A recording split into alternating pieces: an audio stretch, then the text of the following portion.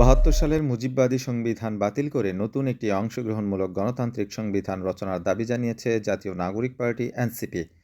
সংবিধান সংস্কারের দাবি জানিয়ে রোববার ২০ জুলাই রাঙামাটিতে পদযাত্রা, গণসংযোগ ও পথসভা করেছে দলটি। জুলাই গণঅভ্যুত্থানের বর্ষপূর্তি উপলক্ষে সারা দেশব্যাপী এনসিপির চলমান পদযাত্রার অংশ হিসেবে কেন্দ্রীয় নেতারা চট্টগ্রাম থেকে রওনা দিয়ে রাঙামাটিতে পৌঁছান বেলা 12:30টার দিকে। পরে শহরের শিল্পকলা একাডেমি চত্বর থেকে শুরু হয় পদযাত্রা, যা বনরূপা সড়ক ঘুরে সিএনজি চত্বরে গিয়ে শেষ হয়। সেখানে অনুষ্ঠিত সমাবেশে দলীয় নেতারা বক্তব্য রাখেন। কোন জনপদকে পেছনে ফেলে বাংলাদেশ সামনে আগাতে পারবে না এবং রাঙামাটিবাসী যারা আছেন, এখানে যতগুলো সম্প্রদায় আছে, যতগুলো কমিউনিটি আছে, সবাইকে একসাথে নিয়েই বাংলাদেশকে সামনে আগাতে হবে। এবং গণঅভ্যুত্থানের পরবর্তী রাজনৈতিক পরিস্থিতিতে অত্যন্ত ন্যূনতম একটি বিষয় যেটা এনসিপির আহ্বায়ক নাহিদ ইসলাম বলেন, ৭২-এর সংবিধানে দেশের সকল জনগোষ্ঠীকে অন্তর্ভুক্ত করা হয়নি। বাঙালি জাতীয়তাবাদের নামে অবাঙালিদের সঙ্গে বিভেদ সৃষ্টি করা হয়েছে। ধর্মনিরপেক্ষতার নামে ইসলামের বিরুদ্ধে অবস্থান নেওয়া হয়েছে।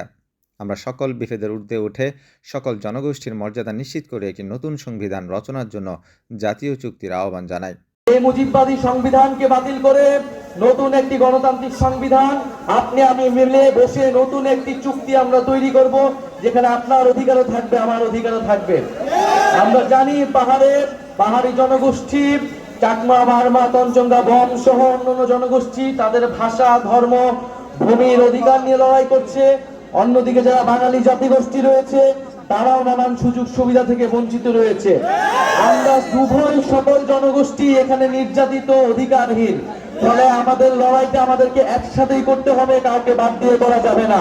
পাহাড়ে যে অশান্তি, যে বিভেদ বছরের পর বছর জিয়ে রাখা হয়েছে, এবং আমরা সেই অশান্তি এবং বিভেদকে দূর করতে হবে এবং বাংলাদেশের সার্বভৌমত্ব, আঞ্চলিক অখণ্ডতা এবং জাতীয় নিরাপত্তার জন্য আমরা সবাই ঐক্যবদ্ধভাবে লড়াই করব।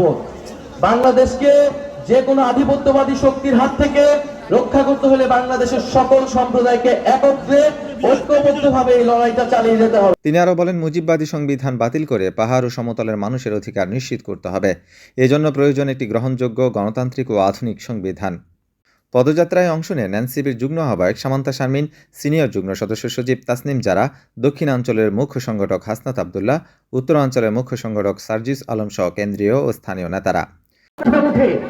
ইনসাফপূর্ণ একটা রাষ্ট্র ব্যবস্থা এবং সমাজ ব্যবস্থা গড়ে তুলতে পারি, যেখানে বিভিন্ন জাতিগোষ্ঠী, বিভিন্ন ধর্ম, বিভিন্ন ভাষার মানুষের সমান অধিকার প্রতিষ্ঠিত হয়। আমাদের যদি যে কোনো কথা বা কাজে ভুল হয় আমরা সংশোধন করে নিব, কিন্তু কথার সাথে কথার লড়াই হতে পারে। কথার সাথে কখনো গায়ে হাত দেওয়ার, মঞ্চ আগুন জ্বলিয়ে দেওয়ার, ব্যানার পুড়িয়ে দেওয়ার লড়াই হতে পারে না। এগুলো ফ্যাসিবাদী চরিত্র। আমরা স্পষ্ট করে বলি, আমরা যেমন আমাদের ভুল সংশোধন করব, আমরা দেখব আমাদের প্রবীণরা কি কথা বলছে।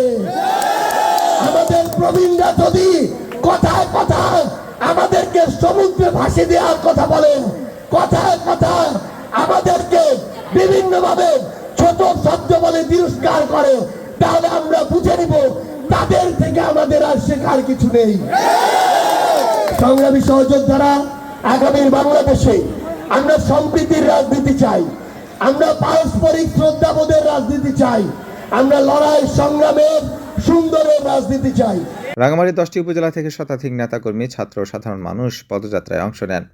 এনসিপি রাঙামাটি জেলা প্রধান সমন্বয়কারী বিপিন চাকমার সভাপতিত্বে সমাবেশ শেষে দলটি পুনরায় চট্টগ্রামের উদ্দেশ্যে যাত্রা করে।